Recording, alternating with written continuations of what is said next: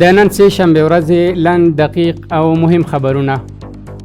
د ریاست الوزرا اقتصادي معاونیت وایي د هرات ولایت د غوریان ولسوالۍ د اوسپنې کان د 4 بلاکونو او همدارس د غور ولایت د تولک ولسوالۍ د څرپو کان د یو بلاک د استخراج او پروسس ګټونکي شرکتونه اعلان شول.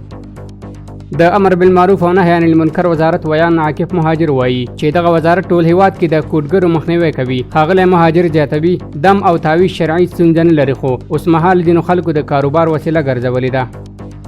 کابل والی شیخ محمد قاسم خالد د کابل مرکزی دارالحفاظ له استادانو او شاګردانو سره د لیدنې پر مهال وویل د مدرسې ظاهري بڼه د حکومت مسؤلیت دی او معنوي بڼه د استادانو دنده ده چې باید دواړو اړخو ته پاملرنه وشي.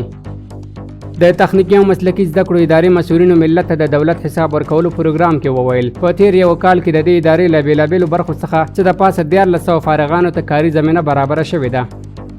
کابل ښاروالۍ وایي د قرغې پغمان سړک د زیانمنو برخو د بیا رغولو چارې روانې دي. ملي دفاع وزارت وایي د 215 بدر قروردو ځانګړي ځواک له کنډک د ثقیله او توپچي وسلو له 3 میاشتنیو زده کړو څخه 40 تنه مجاهدین د یو لړ مراسمو په ترڅ کې فارغ شول.